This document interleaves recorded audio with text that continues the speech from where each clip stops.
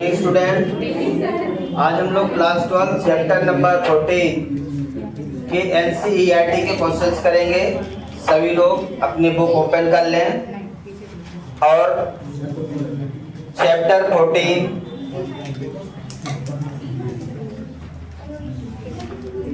NCERT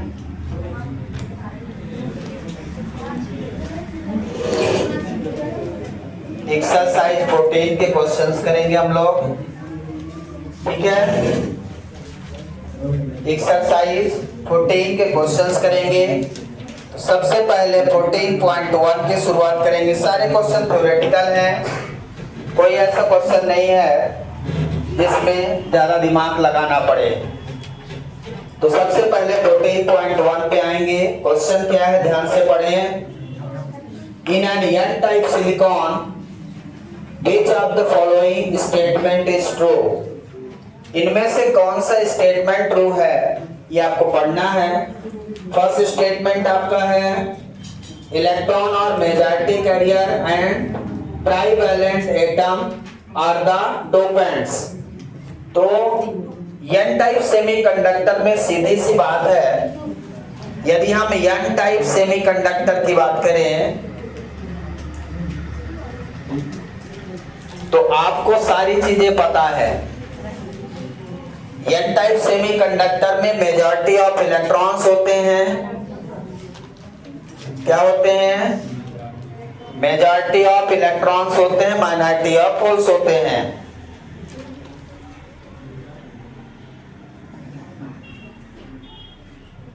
ठीक है, और ये डोनर एटम होते हैं। क्या होते हैं? डोनर एटम होते हैं। एन टाइप के जो सेमीकंडक्टर हैं, N type pentavalent atom donor होते हैं। आपको मैंने बताया था पेंटावैलेंट जैसे नाइट्रोजन हो गया, फास्फोरस हो गया, ये पेंटावैलेंट है। ये क्या है? डोनर है। तो ऑप्शन के हिसाब से देखिए कौन सा सही है। Electrons are majority carrier and trivalent atom. Trivalent atom नहीं होता, इसमें ये गलत है। Second, electrons are minority carrier, ये भी गलत है, इलेक्ट्रॉन्स माइनॉरिटी नहीं होते। सी है holes are minority carrier and pentavalent atom are dopants. Pentavalent atoms are dopants, मतलब इसमें पेंटावैलेंट डोपिंग होती है। डोपेंट्स मतलब डोपिंग किसकी होती है? पेंटावैलेंट एटम की। और माइनॉरिटी क्या है इसमें? होल्स हैं। माइनॉरिटी क्या है? होल्स हैं। इसका मतलब ये सी ऑप्शन इसका करेक्ट है। मेजॉरिटी ना पूछ के माइनॉरिटी ऑप्शन करेक्ट किया है इन्होंने। तो आंसर कौन सा सही है? सी आंसर सही है, टिक कर लेंगे। सी आंसर क्या है? Minority of holes, holes are minority carrier and trivalent atom are dopants. ठीक है, holes are minority carrier, C option है। Holes are minority carrier and pentavalent atom are, क्या लिखा है? Atom are dopants. ठीक है, यही पूछा है, यही ऑप्शन सही है। ठीक है, अब इसके बाद क्वेश्चन सेकंड पे आते हैं। ये 14.1 हो गया। इसके बाद 14.2 देखेंगे। किसी कोई डाउट है इसमें? एन टाइप सेमीकंडक्टर में majority of electrons minority of holes होते हैं। तो ऑप्शन जो है उसके हिसाब से आपको पता होना चाहिए। पेंटावैलेंट इम्प्योरिटी एटम ऐड होते हैं, ठीक है ना। ये डोनर एटम होते हैं। कई सारी चीजें मैंने आपको एन टाइप सेमीकंडक्टर बताया है जो आपको ध्यान रखना है। तो सी ऑप्शन करेक्ट है, लिख लिया सबने। इसके बाद 14.2 को देखें। क्या है question? Which of the statement given in question 14.1 is true for p-type semiconductor? अब ये पूछ रहा है पी टाइप सेमीकंडक्टर, मतलब इनमें से कौन सा ऑप्शन सही है पी टाइप सेमीकंडक्टर के लिए। तो आपको पता है पी टाइप सेमीकंडक्टर में मेजॉरिटी ऑफ होल्स होते हैं एंड माइनॉरिटी ऑफ इलेक्ट्रॉन होते हैं, trivalent impurity atom added, trivalent impurity atom are added, trivalent impurity atom को ऐड किया जाता है, ठीक है ना। मतलब ट्राईवैलेंट डोपेंट है, यहाँ पे क्या कह सकते हैं, ट्राईवैलेंट क्या है, डोपेंट्स। समझ आया क्या? ऑप्शन चेक कर लीजिए कौन सा सही है पी टाइप के लिए। पहला देखिए, electrons are majority carrier, electrons majority है नहीं इसमें, मतलब ये पहला तो गलत हो गया। दूसरा B number, electrons are minority carrier and pentavalent atoms are dopants, ये भी गलत हो गया। सी भी गलत है, डी पढ़ ले। सी तो पहले के लिए सही है तो इसके लिए होगा नहीं। डी है, holes are majority carrier and trivalent atom are dopants, यही सही है। सॉरी, डी आंसर सही है इसका। डी आंसर क्या है, सही। समझ आया क्या? क्या लिखा है डी आंसर में, holes are majority carrier, majority carrier and trivalent atom are dopants, सही है। तो इसका आंसर कौन सा है, डी है। क्लियर है, समझ आया सबको? इसके बाद 14.3 पे आएंगे। बहुत सिंपल क्वेश्चन है, इनमें ज्यादा समय लगाना ही नहीं है, ये सब आप पढ़ चुके हो। यदि आपको ये नहीं आता है तो फिर आप पढ़ने लायक भी नहीं हो, सही बता रहा हूं, कोई मतलब नहीं पढ़ने का। यदि आपको ये नहीं पता कि पी टाइप में किसकी मेजॉरिटी है, एन टाइप में किसकी मेजॉरिटी है, तो फिर पढ़ने लायक हो, लेकिन एक बार पढ़ लो, ठीक है। तो एक बार इसको अच्छे से पढ़िए, मिटा दो। तो मैं ऐसा समझता हूं कि आप खुद समझदार हैं। इसके बाद थर्ड नंबर है 14.3, क्वेश्चन पढ़ते रहिए। Carbon, silicon and germanium have 4 valence electron each. कौन कौन सा है? कार्बन है, सिलिकॉन है, जर्मेनियम है। आपको पता है इन सभी के बैलेंस इलेक्ट्रॉन कितने हैं? सभी के बैलेंस इलेक्ट्रॉन कितने हैं? बैलेंस इलेक्ट्रॉन इनमें 4 है, सभी में। कार्बन का एटॉमिक नंबर 6 है, 2 और 4 6 हो गया। सिलिकॉन और जर्मेनियम का एटॉमिक नंबर 32 है, atomic number 6, atomic number 14, atomic number 32। तो इनका एटॉमिक नंबर भी याद रखिए, और सभी में बैलेंस इलेक्ट्रॉन कितने हैं? 4 है, ठीक है। अब जो बोलता है ध्यान से देखिए, these are characterized by valence and conduction band separated by energy band gap respectively equal to। इन तीनों का एनर्जी गैप आपको लिखना है, which of the following is true। Energy, तीनों का एनर्जी गैप यदि मैं बना दूं यहां पे, ये कंडक्शन बैंड होता है, ये बैलेंस बैंड, कार्बन के लिए बना दूं तो energy gap of carbon atom, ठीक है। यहां पे बना दूं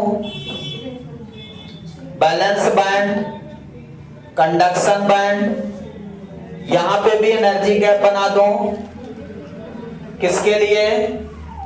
सिलिकॉन के लिए बना दिया, यहां पे बना दो किसके लिए, energy gap of germanium atom के लिए, तीनों के लिए बना दिया। अब इनमें इसका एनर्जी गैप Ag, इसका एनर्जी गैप, सिलिकॉन का एनर्जी गैप आपको पता है 1.1, जर्मेनियम का एनर्जी गैप आपको पता ही है 0.72, और इसका नहीं पता है, तो कार्बन का और कम होगा। क्या होगा? कार्बन पहले है, देख लेता हूं ऑप्शन कौन सा सही है। तो कार्बन का थोड़ा देखना पड़ेगा आपको, बाकी तो पता है, ठीक है ना। ऑप्शन चेक कर लीजिए। पहला जो ऑप्शन है, energy gap of carbon greater than silicon greater than germanium, ठीक है ना। इनमें से सबसे ज्यादा एनर्जी गैप कार्बन का होता है। यही कारण है कि हम कार्बन यूज भी नहीं करते अपने सेमीकंडक्टर में। हम कार्बन यूज क्यों नहीं करते? क्योंकि इसका एनर्जी गैप सबसे ज्यादा होता है। तो जो हमारा ऑर्डर है एनर्जी गैप का, वो energy gap of carbon greater than energy gap of silicon greater than energy gap of germanium. इसका 1.1 है, इसका 0.72 है, इसका 1.6 है लगभग, ठीक है ना। थोड़ा सा ज्यादा है, हम इसलिए इसको ज्यादा यूज नहीं करते। तो हमारा जो ऑर्डर है एनर्जी गैप का ये है, ध्यान रखिएगा, ठीक है। तो इनमें से ऑप्शन चेक कर लें कि which option is correct. Check कर लीजिए, सी ऑप्शन है, सी ऑप्शन है जो करेक्ट है, इस ऑर्डर का है। ए ऑप्शन है नहीं, क्योंकि इसमें सिलिकॉन का कम है, जर्मेनियम से पहले ही गलत हो गया।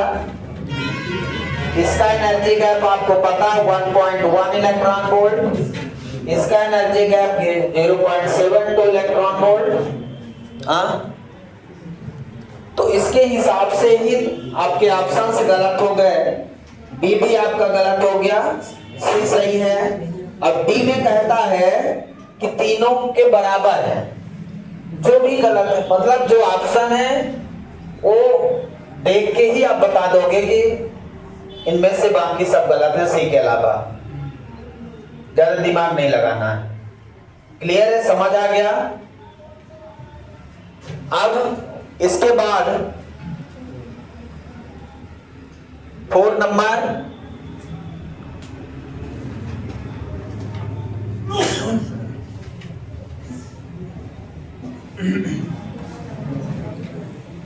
देखिए, in an unbiased PN junction. Unbiased PN junction का मतलब है, जब हमने बैटरी नहीं लगाया था उसके पहले जब बताया था आपको, जैसे डिप्लेशन लेयर बन रही थी, पीएन जंक्शन बन रहा था, बैरियर पोटेंशियल बन रहा था, याद है आपको?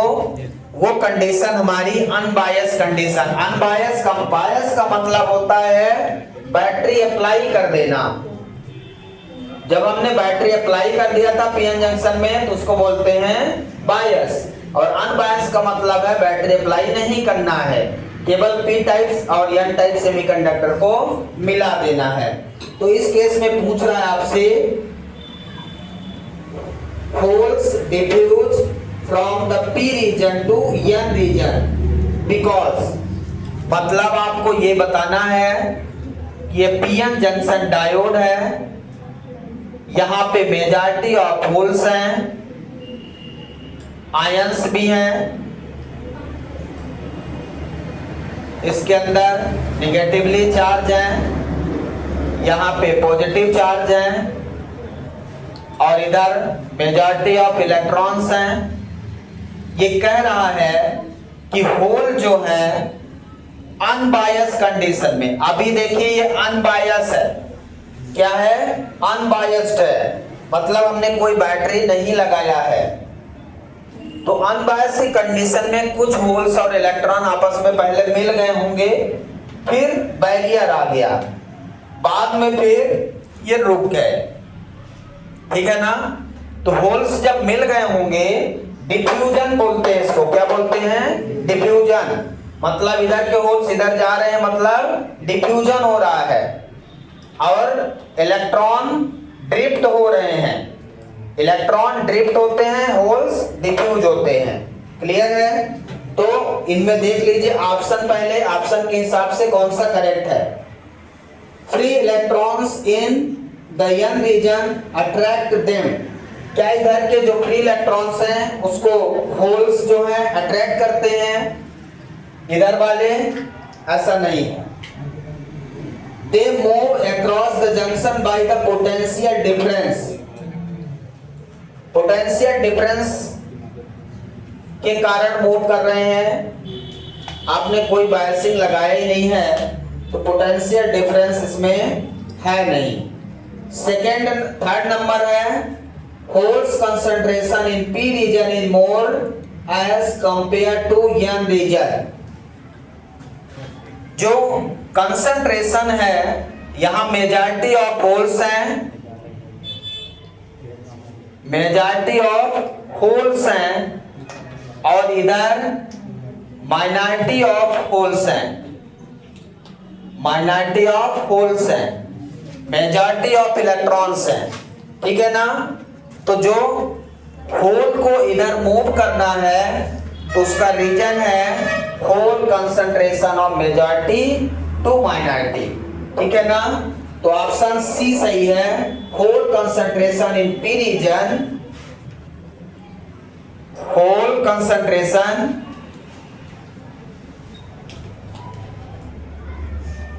in P region is more than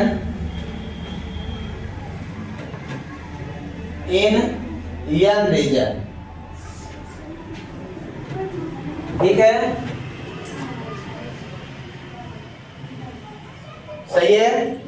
तो क्या रीजन है इसका, पी साइड का होल कंसंट्रेशन ज्यादा है, एन साइड का होल कंसंट्रेशन कम है, इसलिए यहाँ पे होल का क्या हो रहा है, डिफ्यूजन हो रहा है। होल का क्या हो रहा है, डिफ्यूजन हो रहा है। होल का क्या हो रहा है, डिफ्यूजन हो रहा है। होल का डिफ्यूजन पी रीजन से एन रीजन की ओर होता है, ठीक है। ये अनबायस की कंडीशन में। क्लियर है, समझ आया। जब बायसिंग करेंगे फॉरवर्ड बायस, तब भी यही होगा, तब भी पी से एन की ओर ही जाएंगे होल्स। रिवर्स बायस बस में रिवर्स जाते हैं, बाकी फॉरवर्ड बायस में डिफ्यूजन ही होता है। क्लियर है, सबको समझ आया। तो इसका आंसर कौन सा है, सी आंसर है। इसके बाद 14.5 देखेंगे। 14.5 क्या है, when a forward bias is applied to p-n junction, it forward bias जब आप अप्लाई करते हो, तो इसी में फॉरवर्ड बायस का मतलब है पॉजिटिव बैटरी और नेगेटिव इधर लगा दो। फॉरवर्ड बायस का मतलब ये है P semiconductor join with positive battery, positive terminal of the battery, and n type semiconductor joined with negative terminal of the battery। अब यहाँ पे पोटेंशियल डिफरेंस क्रिएट होगा, जिसके कारण होल और इलेक्ट्रॉन्स मूव करेंगे। तो ऑप्शन के हिसाब से देख लें, when a forward bias is applied to p-n junction, A है raises the potential barrier। मैंने आपको पहले ही पॉइंट लिखा था उसमें कि in forward bias depletion layer decreases and potential barrier also decreases। मतलब डिप्लेशन लेयर भी डिक्रीज होती है और पोटेंशियल बैरियर भी डिक्रीज होता है, रिमूव हो जाता है लगभग। तो जो फर्स्ट ऑप्शन है क्या है, इसमें फर्स्ट ऑप्शन क्या है, रेजेस द पोटेंशियल बैरियर, मतलब फॉरवर्ड बायस में क्या पोटेंशियल बैरियर बढ़ता है, नहीं, ये तो गलत हो गया, सरासर गलत है। बी है reduce the majority carrier current to zero, क्या फॉरवर्ड बायस में मेजॉरिटी कैरियर करंट जीरो हो जाती है, नहीं, उसी के कारण तो मेजॉरिटी कैरियर करंट है, मेजॉरिटी चार्ज कैरियर के कारण ही तो फॉरवर्ड करंट है, आईएफ तो मैंने निकाला है। हाँ, रिवर्स बायस में माइनॉरिटी के कारण मेजॉरिटी जीरो होती है, रिवर्स बायस में मेजॉरिटी करंट जीरो होती है। यदि ये रिवर्स बायस होता तो सही हो जाता, रिवर्स बायस में मेजॉरिटी करंट जीरो होती है, ना कि forward bias. C option, C option क्या लिखा है, लोअर द पोटेंशियल बैरियर, हाँ सही है, लोअर द पोटेंशियल बैरियर, ये मैंने पॉइंट लिखाया है कि इन फॉरवर्ड बायस जो पोटेंशियल बैरियर यहां पे डेवलप हो जाता है, इधर माइनस चार्ज के कारण और इधर प्लस चार्ज के कारण, ये माइनस प्लस, ये पोटेंशियल बैरियर फॉरवर्ड बायस में डिक्रीज होता है। पोटेंशियल बैरियर क्या काम करता है, बैरियर मतलब रोकने का, पोटेंशियल बैरियर यदि ज्यादा है तो इलेक्ट्रॉन होल कंबाइन नहीं हो पाएंगे और फॉरवर्ड करंट नहीं होगी। फॉरवर्ड बायस में ये जो पोटेंशियल बैरियर है रिड्यूस हो जाता है, लगभग खत्म हो जाता है, डिप्लेशन लेयर भी रिड्यूस हो जाती है। In forward bias barrier potential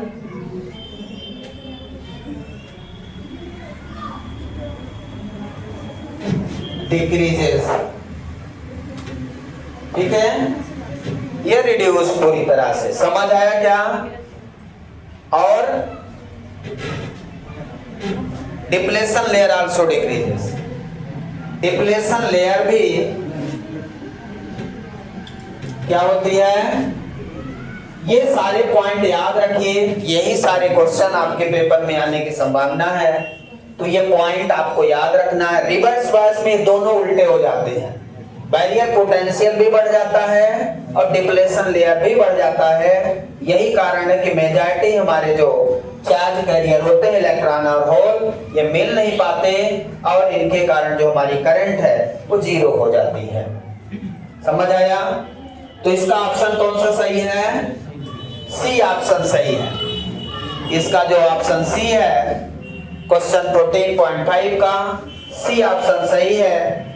इसके बाद क्वेश्चन 14.6 देखें। 14.6 हमारा क्या क्वेश्चन है? इन हाफ वेव रेक्टिफायर, जो कल आपने पढ़ा था हाफ वेव रेक्टिफायर, याद है सबको? In half wave rectifier what is the output frequency if the input frequency is 50 hertz? Output frequency क्या होगी यदि उसकी फ्रीक्वेंसी 50 हर्ट्ज है? एक चीज ध्यान रखना, आपको ग्राफ कल बनाया था, आपको याद है, फ्रीक्वेंसी रिमेन्स कांस्टेंट रहती है, पल्स सेटिंग आउटपुट मिलता है, प्योर डीसी नहीं मिलता। तो फ्रीक्वेंसी वेव आपकी हाफ वेव में एक वेव नहीं मिलती, लेकिन जो फ्रीक्वेंसी है वो तो सेम है, बस वेव नहीं मिलती है ना। What is the output frequency if the input frequency is 50 Hz? What is the output frequency of full wave rectifier for the same input frequency? दोनों के लिए पूछा है, ठीक है, तो इसको मिटा दें। आपको याद होगा कल हमने हाफ वेव और फुल वेव दोनों बनाए थे। हाफ वेव में यदि मैं यहाँ पे हाफ वेव बनाऊं सुपर फास्ट, हाफ वेव में एक सिंगल डायोड यूज करते हैं और यहाँ पे आउटपुट लेते हैं। आपको याद होगा, पूरा नहीं बनाऊंगा। यहाँ से एसी सप्लाई हम देते हैं, ये हमारा स्टेप डाउन ट्रांसफार्मर होता है। यदि हम इसका डायग्राम बनाएं, ये इनपुट हमारा है VI, इसी पे हमारा आउटपुट बनता है। आपको सब याद होगा, मुझे पूरा पता है। यहाँ सेकंड नेगेटिव वेव नहीं मिलेगी, positive wave as it is मिल जाएगी। ये पल्स सेटिंग आउटपुट आपको मिलेगा। प्योर डीसी नहीं मिलता, मतलब ये फॉर्म एसी का ही रहता है, बस इसमें क्या होता है, एक वेव नहीं मिलता, कांस्टेंट हो जाता है। कैसा हो जाता है? तो इनपुट फ्रीक्वेंसी कितना दिया है? 50 हर्ट्ज।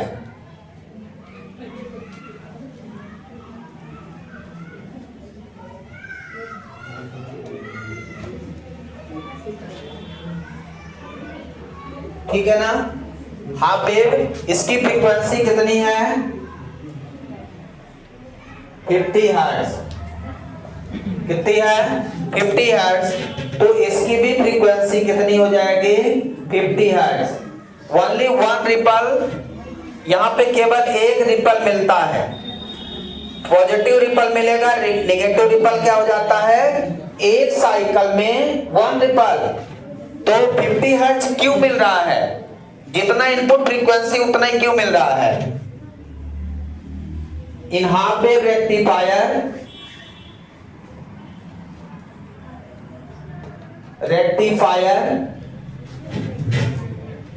ओनली वन रिपल कल बताया था, occurs. Hence its output frequency